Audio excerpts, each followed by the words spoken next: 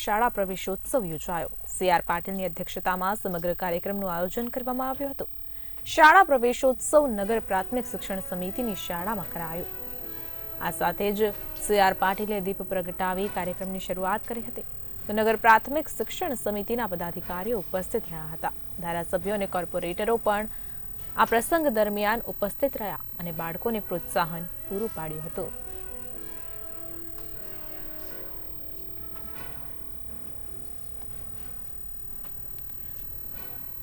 ધારાસભ્યો અને કોર્પોરેટરોની ઉપસ્થિતિ વચ્ચે સમગ્ર કાર્યક્રમનું આયોજન કરવામાં આવ્યું। જણાવી દઉં કે કન્યા કેળવણી અને શાળા પ્રવેશોત્સવ કાર્યક્રમનું આયોજન સુરત ખાતે કરવામાં આવ્યું હતું।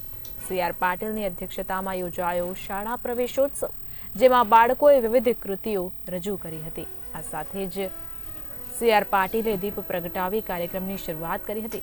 ત્યારબાદ નાના નાના ભૂલકાઓને શાળાના પ્રવેશની પ્રક્રિયા પૂર્ણ કરવામાં આવી।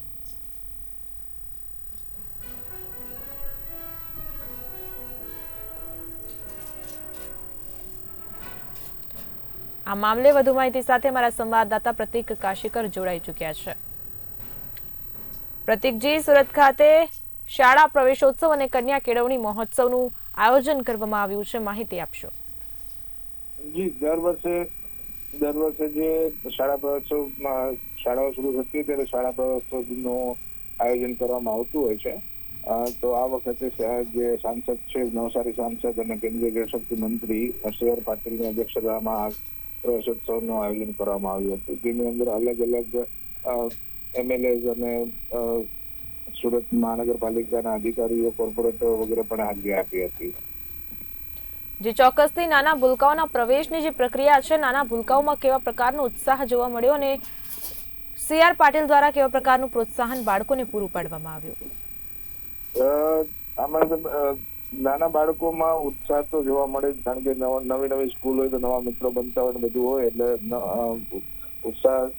અત્યંત ઉત્સાહ જોવા મળેલો હતો। અને સીઆર પાટીલ દ્વારા પણ બાળકોને પ્રોત્સાહન આપવા માટે કંકુને ચોખ્ખા કરી અને કરવામાં આવેલું હતું। નગર પ્રાથમિક શિક્ષણ સમિતિની શાળામાં સમગ્ર આયોજન કરવામાં આવ્યું હતું। તો પ્રતિકજી, બાળકો અને મહેમાનો માટે કેવા પ્રકારની વ્યવસ્થા જોવા મળી છે? મહેમાનો માટે તો જે છે, બાળકોને આ પ્રવેશોત્સવની અંદર બાળકોએ પોતાની કલાકૃતિઓ અને બધું જે છે પ્રસ્તુત કર્યું હતું। અને જે મહેમાનો આવેલા હતા તેમને દીપ પ્રાગટ્ય કરી અને કાર્યક્રમ ચાલુ કરેલો હતો।